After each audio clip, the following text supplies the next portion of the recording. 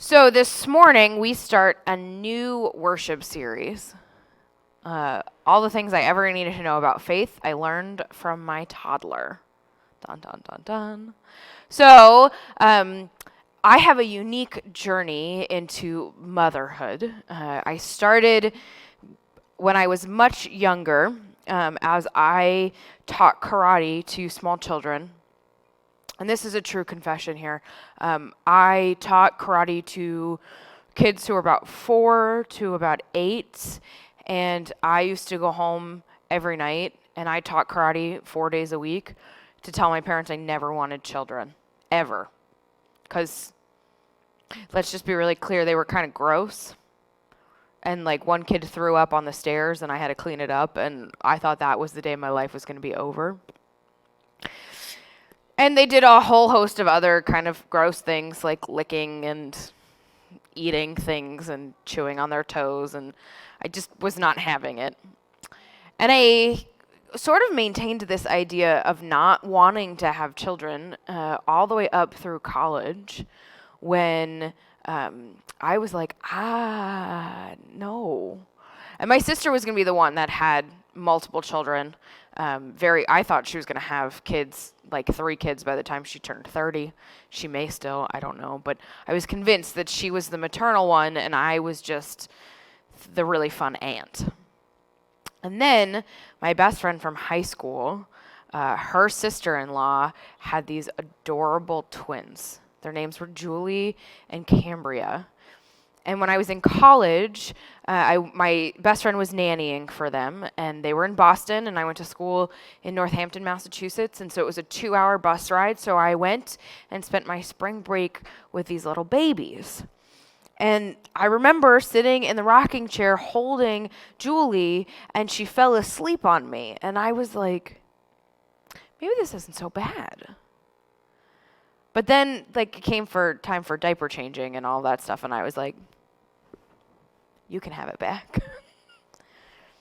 And then when I was in seminary, my best friend from seminary tells me that him and his wife are pregnant. And I was so thrilled for Josh and Beth. They were so excited to bring this little life into the world. And then Josh and Beth asked me to be Maddie's godmother. And I looked at them and I said, are you sure you know what you're doing? Like, you really want me to be her godmother? And they were like, yes. So Josh and I were the same year, and Maddie became very quickly my best friend and the thing I looked forward to the most. And Josh and I toggled schedules. So his wife worked full-time as a registered dietitian, and Josh was a full-time student. But he had 4 years of seminary because he had a dual degree.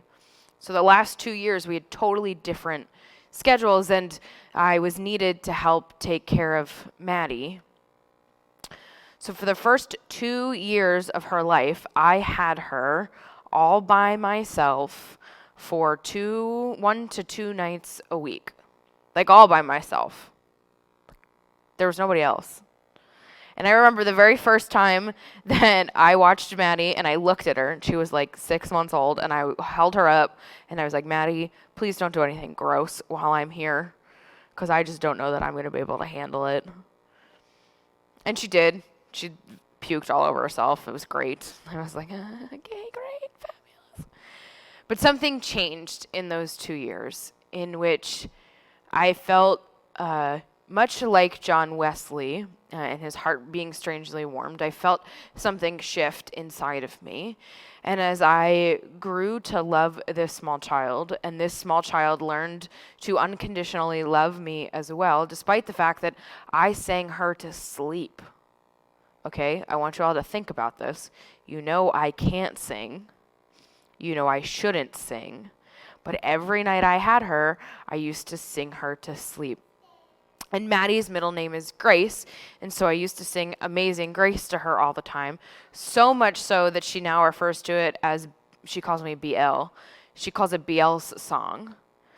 And so she recognizes in her brain that that song was somehow meaningful to her. I used to joke with her parents and say she fell asleep really fast tonight because, she didn't want to have to listen to me singing. And she still wants me to sing it for her, even though I don't sing it right, even though I don't know the correct notes, even though I have no idea what I'm doing 90% of the time. And then Jesse came into my life, and it completely shifted the way that I thought about being a parent.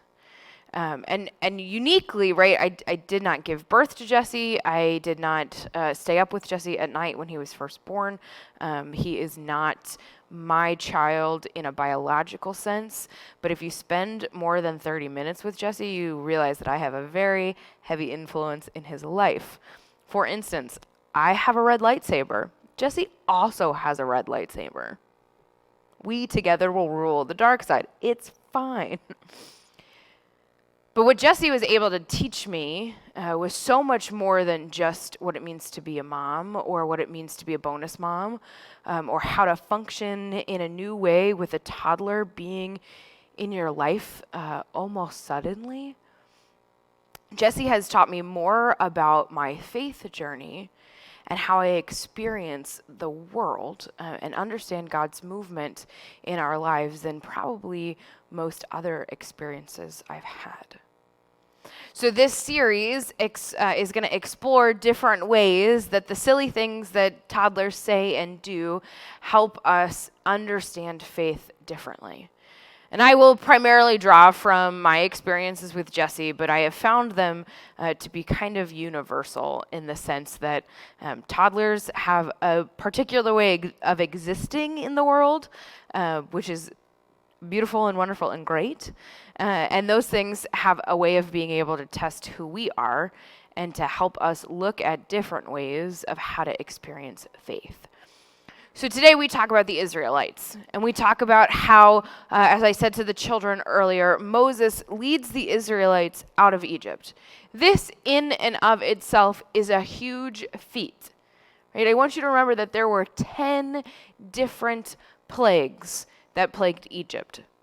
And while in our kids' Bibles and in our way that we think about time now, we imagine that it was one flip of the page before something changed. But in reality, there was significant time in which people were dealing with the plagues. So I want you to think about how well we're doing on week 19 of this global pandemic, and I want you to think about what it must have been like to live through 10 plagues.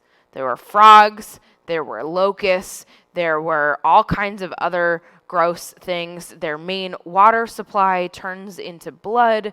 The darkness comes over the land. The cattle is ruined. Crops are destroyed.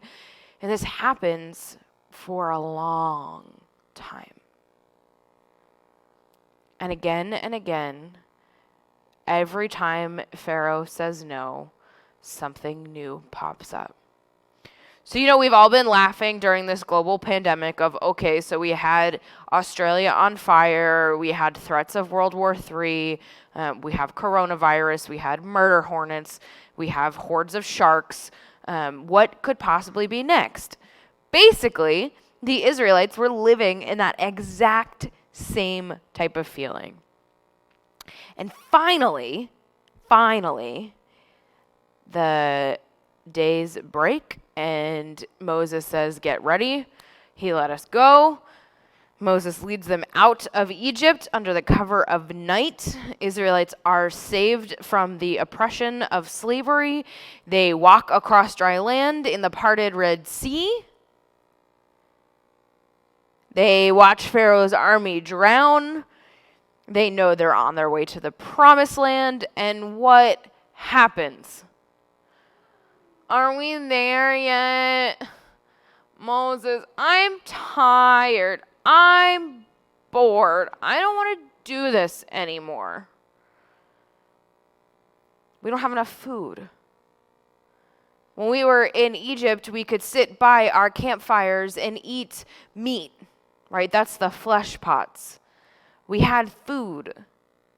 Didn't matter that we were also enslaved. We were more focused on our food and what we had and what we don't have right now. In the same way, there are many times when Jesse determines that we have been in the car for too long, in which we get are we there yet? I'm bored. Do you want to play a game? Can I have a snack? I don't want to be in the car anymore. Can we go back home? Yesterday, Jesse trooped through our very exciting parade. 3.5 hours of being in the car was a lot for a 4.5-year-old.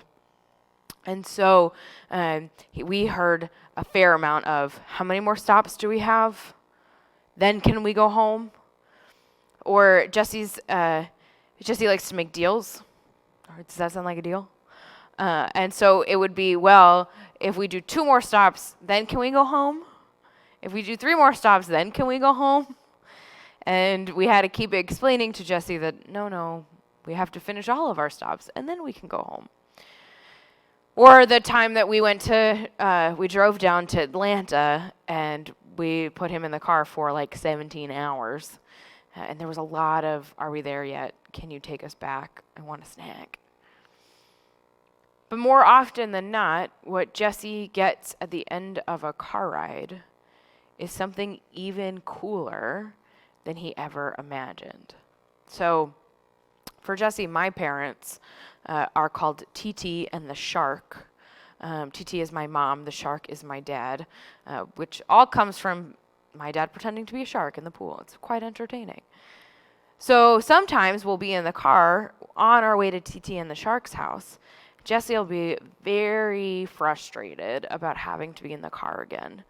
But when we finally make it to TT and the Shark's house, it is the coolest thing.